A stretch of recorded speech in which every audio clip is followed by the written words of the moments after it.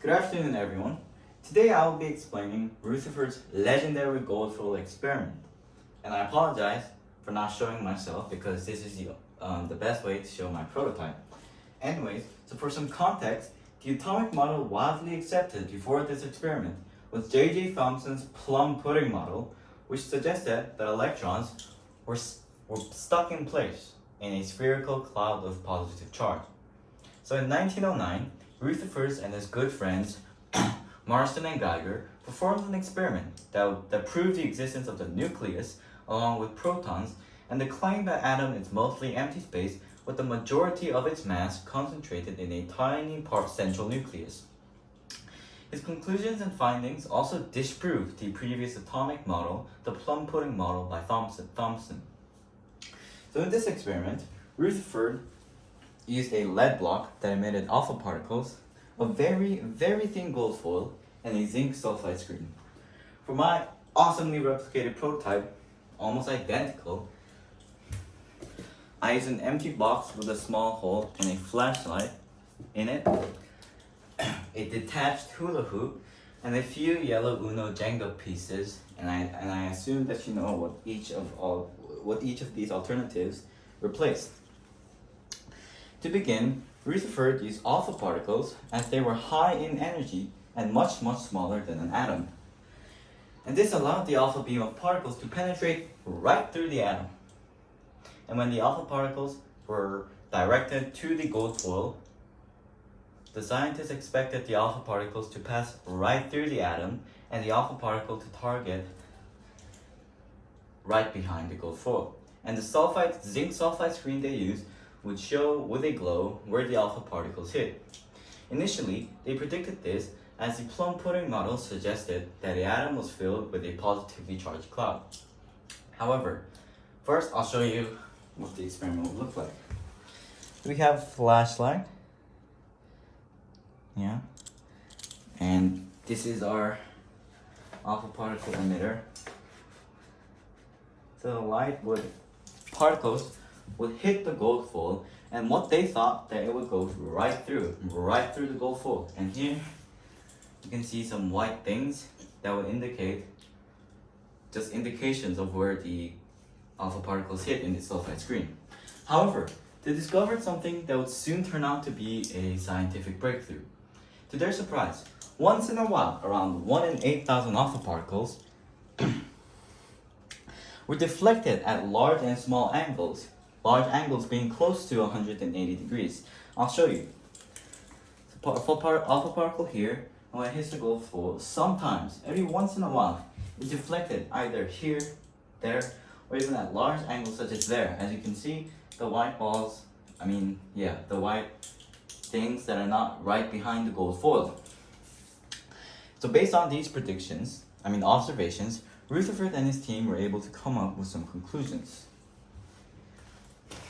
First, the gold foil is only a few atoms thick. As you can see here, I used Uno. Get it? So one block would represent Uno gold atom. Thank you.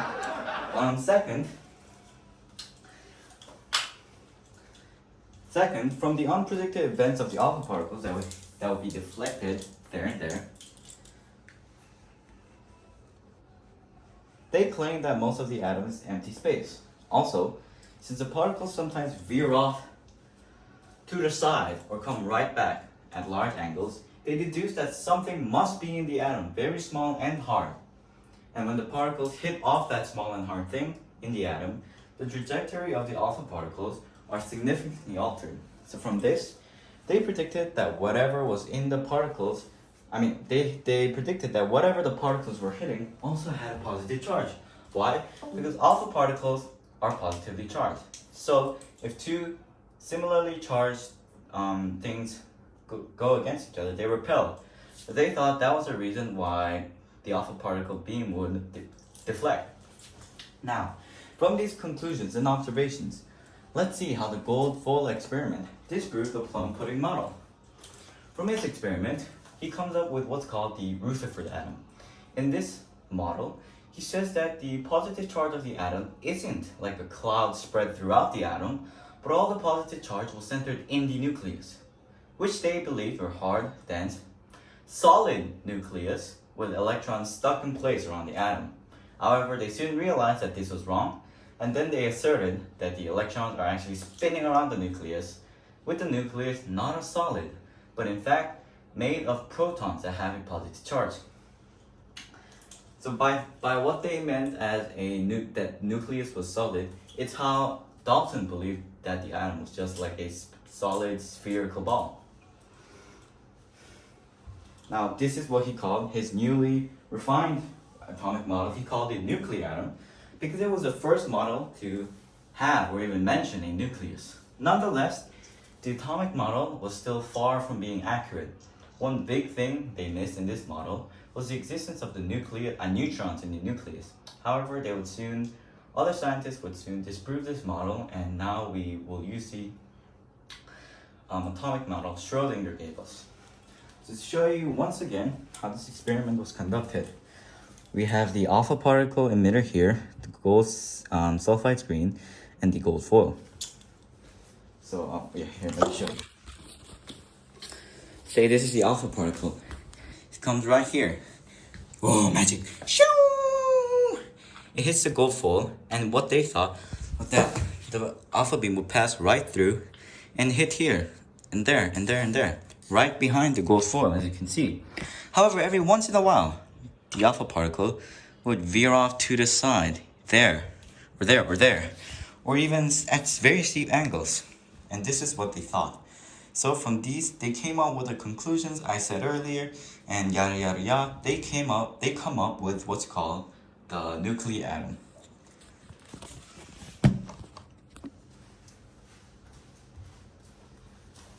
Thank you for listening.